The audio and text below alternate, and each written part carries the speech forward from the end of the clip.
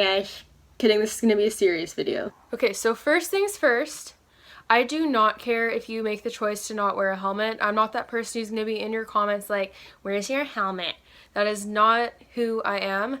My issue is with people who are misrepresenting the facts surrounding helmet use and injury in horseback riding, along with people who are encouraging people not to wear helmets just because they choose not to wear one. If you make the personal choice not to wear one, that's fine, but I think even if you make that choice, we all have a certain responsibility to try and encourage safety in others, especially if we choose to display our lives on social media, and especially if you're an influential person. I think it's important to represent the helmet usage truthfully and honestly so that people are getting the facts and know what they're doing when they make the decision to wear one or to not wear one. There's no need to try and display helmet use as something it's not to try and make yourself seem smarter for choosing not to wear one. It makes no sense. We need to do it honestly, and you need to be mindful of the fact that if you choose not to wear one, you're making the more unsafe decision. And I'm not even saying that I wear a helmet 100% of the time. There's like that 1% of the time that I'll take it off for photos or something, but 99% of the time that I'm riding, I have a helmet on because I know how much at risk I am putting myself on a horse in general, let alone without a helmet. And the last thing I wanted to touch on before I get into this is that a lot of people have been making fun of my comparison of seatbelts to helmets and acting like I was comparing them as in they have the same function. First off, I'm not a moron. I know that they have entirely different functions. And secondly, an analogy isn't an exact comparison of exact same things. I was comparing the attitudes towards seatbelts in comparison to helmets. Most people won't make stupid excuses as to why not wearing a seatbelt is a good decision and why wearing a seatbelt is a bad decision. The attitudes towards wearing seatbelts are pretty much always like, yes, it's smarter to wear a seatbelt. Yes, seatbelts keep you safer in cars. That was the comparison I was making because people look at them completely differently, despite the fact that both helmets and seatbelts have been proven to reduce injury in the areas that they are used. Okay, I should not even have to explain this, but apparently people like to take things out of context. Okay, let's get into this. As always, my sources are going to be down in the description, and I do ask that if you're going to debate against the points that I make, please make sure that you also source your points, because if I'm putting hours into finding the studies and the sources that I have, and you're just pulling stuff out of your head, that's not very fair. So please, if you're going to have an opposing argument, please list your sources. Anecdotal evidence is not a proper source. Okay, first thing, I'm going to list some facts regarding helmet use and injuries in horseback riding. Okay, fact. The most frequent cause of death and serious injury in horseback riding is head injury. Whilst riding, your head can be up to 13 feet above the ground. Now, you can imagine if your head's 13 feet above the ground, even just a regular fall from toppling over at no speed, that could hurt your head. Equestrian activities account for 9% of all traumatic brain injuries. This is all accounts of them worldwide, 9%. That's quite a lot considering the entire population isn't riding horses. Only about 20% of equestrians wear a helmet every single time they ride. 80% of horse-related injuries take place while the rider is in the saddle. The majority of injuries occur while riding for pleasure, so not everyone needs to be a competitive rider to have these injuries occur. Even if you ride for fun, you are still at risk. Riders with 5 or more years of experience are more likely to get injured than inexperienced riders. So this disproves the point that a lot of people make that you're not at risk of injuring your head or falling off and having these types of injuries unless you're an inexperienced rider. Riders who spend 15 to 24 hours or more in the saddle each month are more at risk of injury. Lifetime costs for acute head injury can exceed $3 million. So ask yourself if that's something that you'd want to put your family through potentially by consistently risking getting on your horse without a helmet. Because that's a lot of money, and I understand that a lot of people do have insurance, so that cost would be covered, but it's still the trauma and the expenses with dealing with head injury that wouldn't be covered by insurance, such as caregivers. A study done in the Royal Children's Hospital in Brisbane in 2008 to 2014 found that wearing helmets while sustaining a fall significantly reduced loss of consciousness and severity of traumatic brain injury in comparison to riders who did not wear a helmet. Another study done in Kentucky in 2002 found that head injuries were the most common. Only 14% of riders were wearing helmets when these occurred. About 6.7% of patients died, all of head injury, and out of the 75 patients, 34 required surgery. This is a much smaller scale study, but it still speaks volumes about the risk of head injury in horseback riding. More than 2/3 of people hospitalized yearly had head and neck injuries from horseback riding. Reports have shown that at least 60% of horseback riding injuries are head injuries. Some reports show statistics as high as 78%. This has varied over the decades and depending on location, but it's usually between 60 and 70%. I have not been able to find a lower statistic than 60%. Helmets can reduce the possibility of injury by 70 to 80%. Repeated trauma to the head, even when minimal, can cause cumulative damage to the brain. Each new incident expands the damage and the brain cannot recover 100% from the injury. Horseback riding carries a higher injury rate per hour of exposure than downhill ski racing, football, hang gliding, and motorcycle racing. This is the point that I was making with motorcycle helmets. Most people would flat out say that you should always wear a helmet when you're riding a motorcycle because concrete, going fast, blah, blah, blah. But you're statistically more likely to get an injury on horseback than you are on a motorcycle. 95% of riders involved in an Oklahoma study struck their heads on the ground or on nearby objects after falling from their horses. During 1992 to 1993, horseback riding was the leading cause of sports-related head injury. Of all sports, horseback riding is the most common cause of traumatic brain injury. In the studies I have found, no matter what country, head injuries are overwhelmingly the most common cause of hospitalization for horseback riding. Another study I found studied traumatic brain injury in horseback riders, and 100% of the people that they studied that came in with traumatic brain injuries were not wearing helmets. And this quote is from the study. Current literature supports the use of protective headgear as a preventative measure.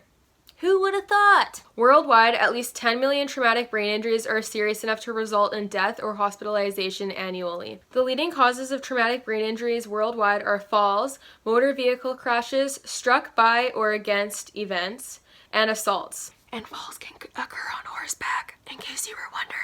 Leading cause of traumatic brain injury in the world. Traumatic brain injury can result in long-term or lifelong physical, cognitive, behavioral, and emotional consequences. Even mild traumatic brain injuries, including concussions, can cause long-term cognitive problems that affect a person's ability to perform daily activities and return to work. As a result, traumatic brain injuries are one of the most disabling injuries. The rate of injury-related productivity loss attributed to traumatic brain injuries is 14 times that associated with spinal cord injuries.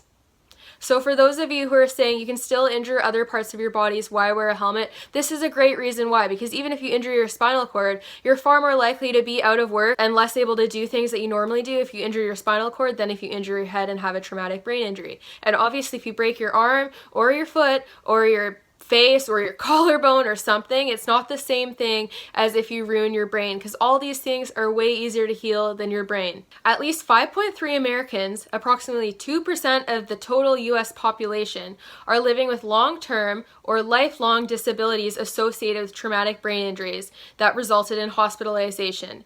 The true number may be much higher than this because there are people who do have traumatic brain injuries that may not have necessarily gone to the hospital. Now I'm going to tell you some stories of horseback riders who have had injuries from falling from their horses. In 2010, Courtney King Dye, an Olympic-level dressage rider who competed in the Beijing Olympics, was training her show horse when the horse tripped. She landed underneath the horse, and she was not wearing a helmet. She suffered a skull fracture. The traumatic brain injury resulting from this kept her in a coma for almost a month and led her to years of rehab. William Fox Pitt, a professional and very famous event rider that I'm sure you all know, was hospitalized from a fall out on the cross-country course in 2015, and he suffered a head injury. He was wearing a helmet, however, it probably would have been way worse than it was if he had fallen without a helmet on. He still spent a week in an induced coma and had a long recovery after that. He is certainly not inexperienced or untalented. Events like this show you that falls and injuries are not only limited to inexperienced riders, and even the best riders in the world can have these types of things happen to them. And this is a quote that I found from a lady named Anne Ricketts, who is an author who wrote a book about suffering a traumatic brain injury from riding horses. Many survivors of brain injury report a feeling that they have lost their self or their soul. Their families and loved ones often feel the same way. I hope to alleviate some of the fears by sharing the many insights into what is really happening from my own experience of traumatic brain injury.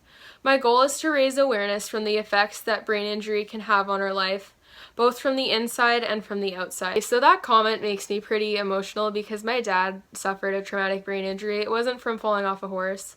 It was from a stroke, but I remember the whole ordeal even though I was only in grade 2. And I remember what he was like before, and I remember what he was like now. And I remember what he's like now. So it's something that hits close to home because even though his brain injury wasn't related to falling, he still is experiencing the results of a traumatic brain injury that people could have from falling from a horse. And I want to tell you guys a story of when shortly after he came out of the hospital and what it was like. So I remember this pretty vividly because I remember my cousins were over and I remember their reaction to him when he came home. He came home in a wheelchair because he didn't know how to walk because of his traumatic brain injury resulting from a stroke. He is still paralyzed on the left side of his body, and he can walk without the cane now, but he cannot run, and he probably will never ever be able to run unless there's some miracle. Anyways, he came to our house, and I think he might have just been visiting because I think he was still in rehabilitation at this time. But they had removed a piece of his skull to help alleviate the swelling from his brain when he had been in the hospital because his brain was swelling so quickly that there was just no room in his skull for his brain. So they'd taken a piece of his skull out right here. His head was shaved, and there was staples from where they'd cut his head open.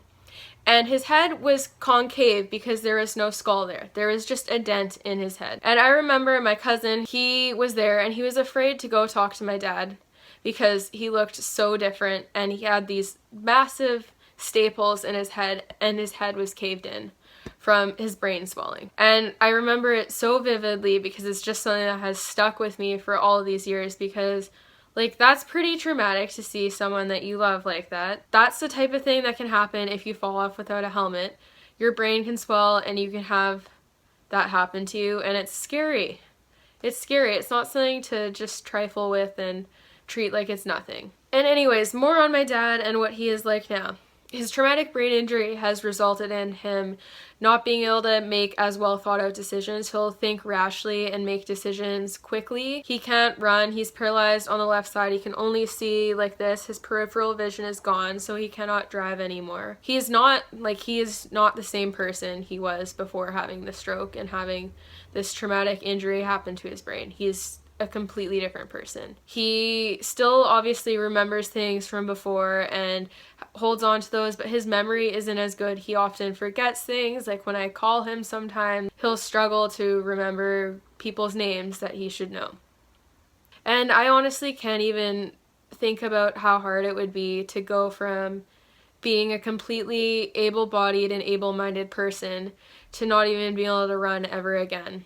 And to not even be able to remember things that you know you should remember.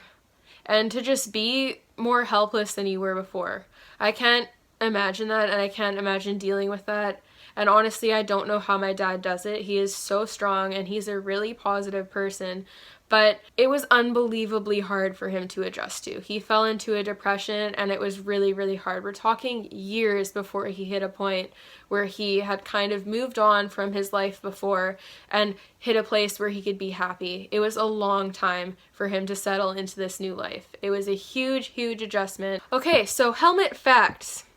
Helmets prevent head injury by helping the head slow down more gradually, spreading the impact of a knock or fall over a larger area, and preventing direct impact to the skull. In order to work, helmets must be properly fitted and certified in order to provide the utmost protection. If your helmet is not certified, it is merely for cosmetic purposes. And if your helmet is sliding around and getting in the way, like I saw some people saying, and that's why they don't wear a helmet, then it does not fit. It doesn't. Helmets should fit snugly but not uncomfortably tight and should not move around when you move your head up and down. They should sit just above the eyebrows. This is my new helmet. That's why it's here. See how it sits right above my eyebrows? And when I move this, my eyebrows move with it. That's how you know it fits snugly. If your helmet falls off easily, or if it's shaking around when you go like this, it's too loose. If it's cutting off your circulation, it's too tight. And yeah, your eyebrows should move with it, so you can kind of see them moving. ASTM testing is one of the world's most respected standards organizations.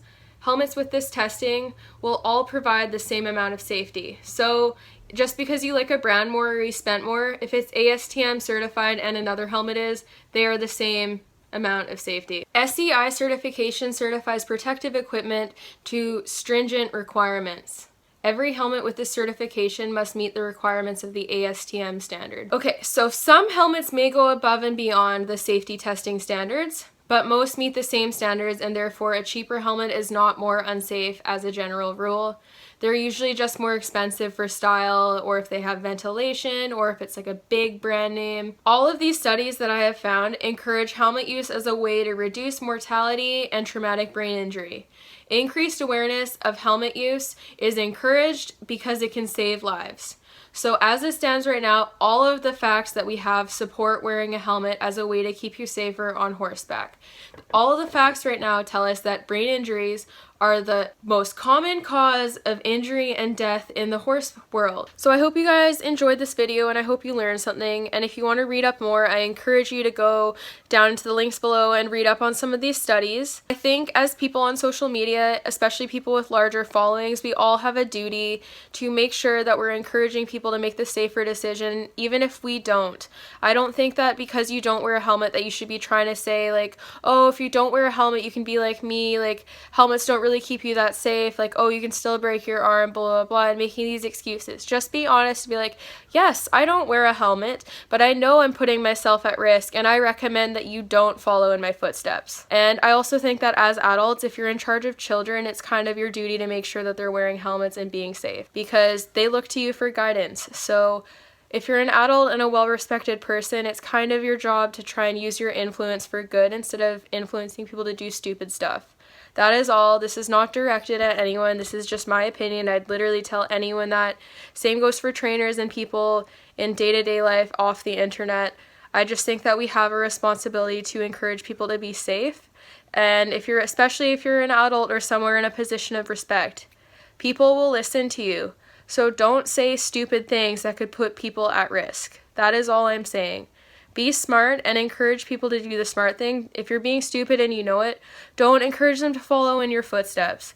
And the fact of the matter is, if you're not wearing a helmet, all the facts point to that you're being more unsafe and that you're putting yourself more at risk. So anyways, these are the facts surrounding horseback riding and helmet use and horseback riding and head injuries. They're facts. If anyone treats this as a personal attack or takes offense, I'm not sorry, because you shouldn't be taking facts as personal offense. And if this threatens you, then that says a lot about your decision making behind not wearing a helmet.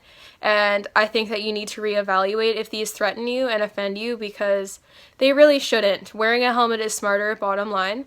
It'll keep you safer, bottom line. So please just try to be safe. I'm not saying like I'm better than everyone, I always wear a helmet, I'm Captain Safety, blah, blah, blah. I'm just saying make sure you're making educated decisions, because a bond won't save you from your horse tripping and falling. A bond won't save you from your horse hitting a jump and collapsing after. A bond won't save you from your horse spooking at something they've never seen before, even if they're not spooky. None of that stuff's gonna save you, but your helmet could. So as always, please subscribe if you haven't already. Leave me a comment, give the video a like, and share it with people, because yeah, this is just all the facts and stuff that I spent an hour or so finding, and then I'm putting them all together in a fun, neat little video for you guys so that you can see them and access them easily. So yeah, I hope you guys liked it. Let me know what you think.